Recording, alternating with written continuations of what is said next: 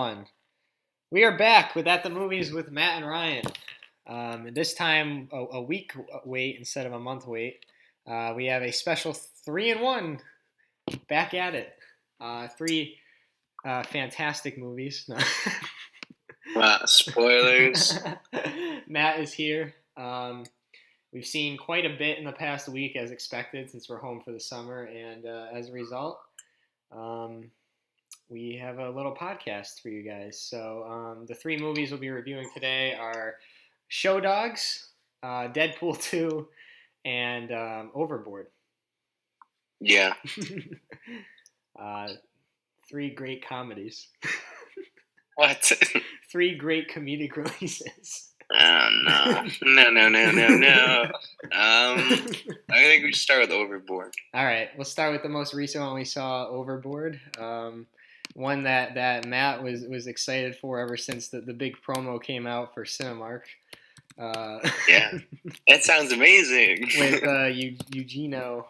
I like him. That's why I wanted to see the movie, because I like him. I had no clue that this movie was coming out until the promo was released for the Cinemark. If you guys go to Cinemark theaters, they have a promo where they advertise their whole ordeal, and Eugenio is the main guy. It's that's when I figured out about this movie. So yeah. But I'll give a little synopsis of it. So Kate is a single working class mother of three who's hired to clean a luxury yacht that belongs to Leonardo, who's a selfish, spoiled, wealthy playboy.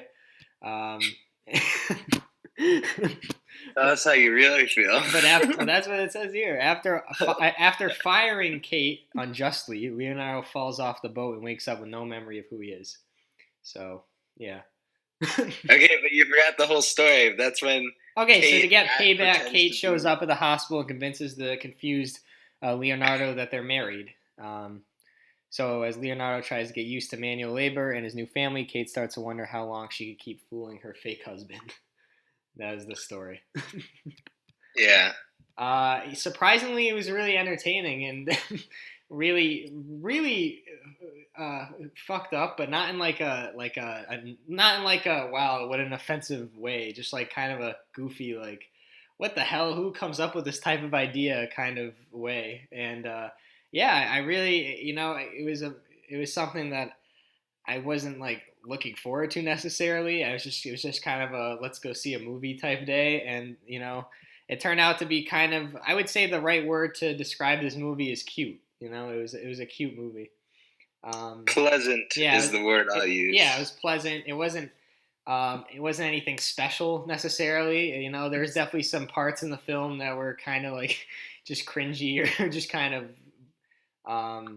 boring, but other than that, I mean, it was really entertaining, and it was just really funny to see all this crazy shit happening at once in the film, story wise.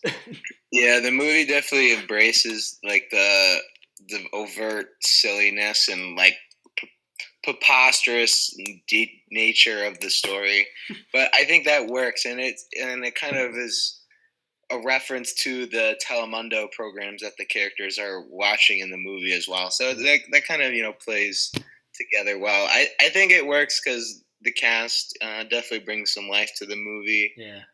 Eugenio, I think, is naturally just funny. He's very charismatic, and he doesn't mind being the joke of a scene or anything like that. He definitely goes for it in a lot of ways. Yeah. And I definitely think the movie's too long, and it's definitely a little, corny at points. The end of it, but, especially. As a light comedy, something you see as a matinee, I think it works. Yeah, it definitely did. Anna Faris was pretty good in it as well as a mother. But I think when Eugenio was on the screen is when the movie was at its best for sure. I love the Seahawks references constantly in the film. That was a really nice touch. If you're a sports fan, it was really funny to just see their love for the Seahawks. A couple of the characters, because that was a running joke throughout the entire film. It was a really good family film. It felt it wasn't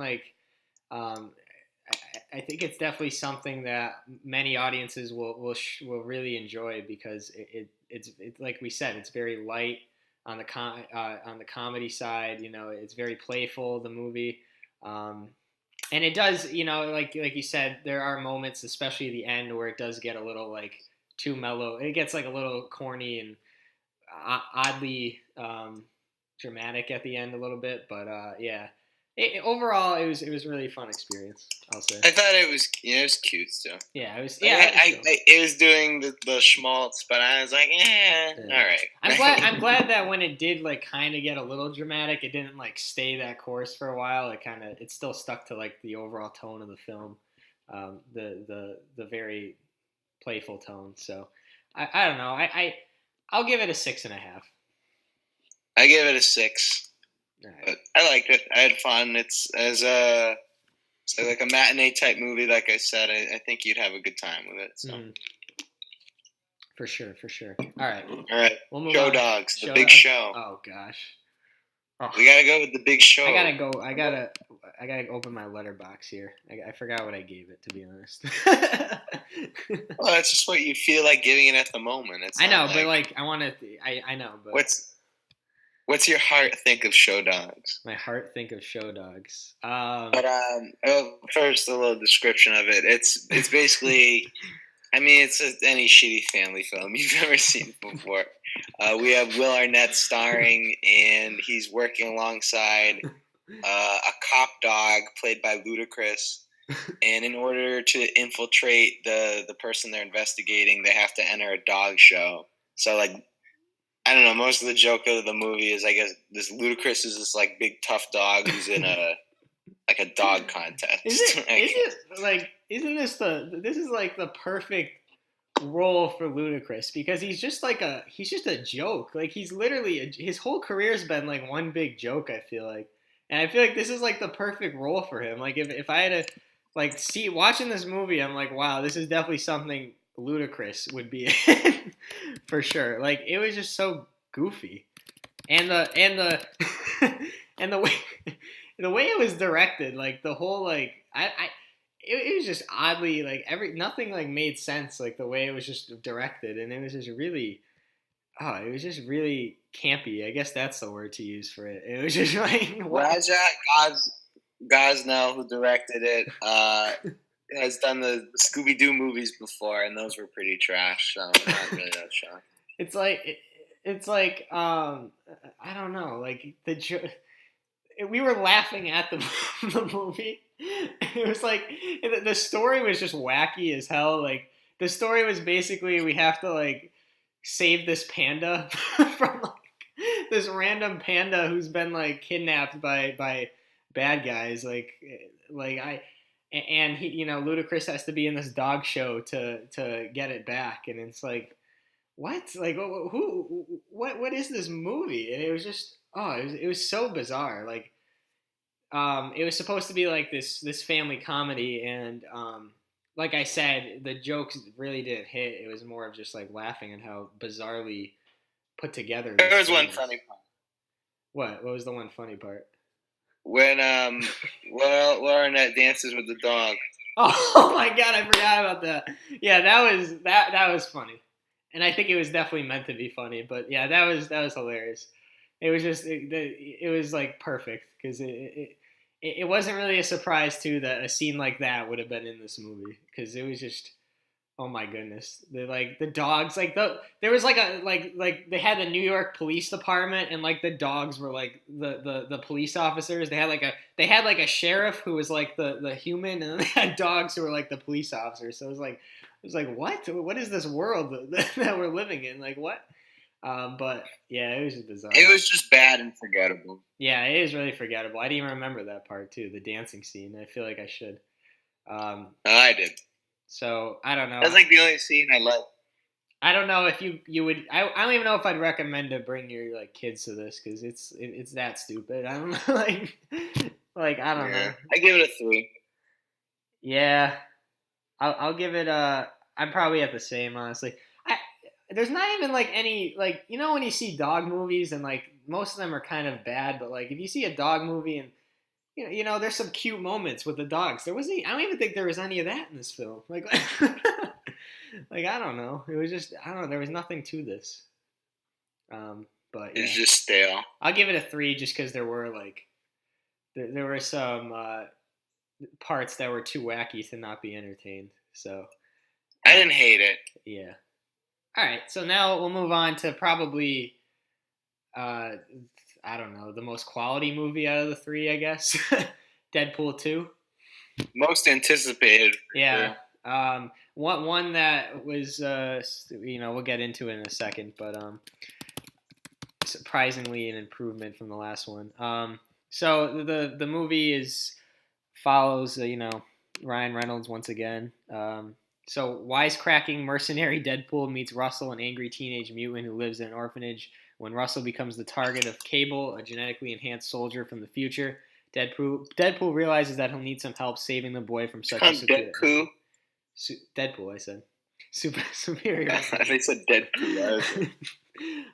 Yeah, this was this was immensely, maybe not immensely better, but it was definitely better than the first Deadpool. It was definitely funnier. The jokes were they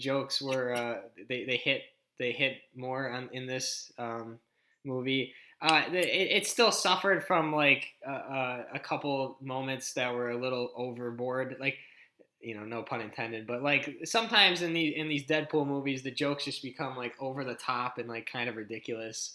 And that definitely was the case a couple times in Deadpool 2. But yeah, for the most part, this film was definitely funny. It was nice seeing a good comedy for once, a studio comedy too.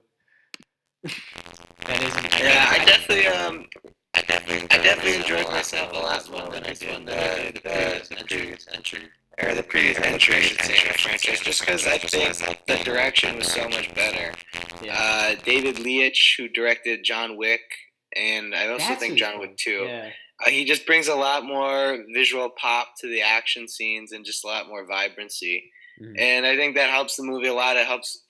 He matches the movie's comedic personality visually, and I think that's kind of what the original needed to do, because the original is an ugly looking movie. Everything is very gray and drab, and it's just generic. Like it's not really that clever. The action scenes are really good in this, and I think it helps because Ryan Reynolds is a really good actor, and it helps. He actually had the material, it seemed like, to work with this time around to be funny, because I think Reynolds is a generally funny guy, like with the right material, and I think this time around it finally showed. And I, again, the movie as usual doesn't take itself seriously. A couple times when there were a couple dramatic moments, it was like, okay, I mean, I feel like I think the movie had too many of that. Yeah, there was a few moments where it did get a little too dramatic, and it was like, okay, why is it starting to take itself seriously all of a sudden? Like the beginning was very slow. Yeah, like why is it doing that? Why is it reverting to like just being dramatic? And because I think the problem with the first one too was it was a very generic superhero movie at the end of the day, like it really was, and it seemed like a couple times Deadpool 2 was almost going to go down that route again, but thankfully it didn't this time around. Yeah, I just think the material was a lot better. A lot of fun, like little Hollywood references. Yeah, I definitely still think the jokes are very hit or miss. Yeah, but as a whole, I did enjoy the movie. Yeah, me too. It was definitely a step up, and a good theater experience too. It was, everyone was enjoying it in the theater as well. So it was one of those movies where it was just an overall fun theater experience to be at. So True that. I'll probably give it a 7. It was solid. Yeah, that's where I'm at. It was a solid. It reminded me a lot of the second Kingsman, where it's a movie that I think generally just felt more tonally consistent than the original. Yeah. So, well, there you have it. There's the 3-in-1.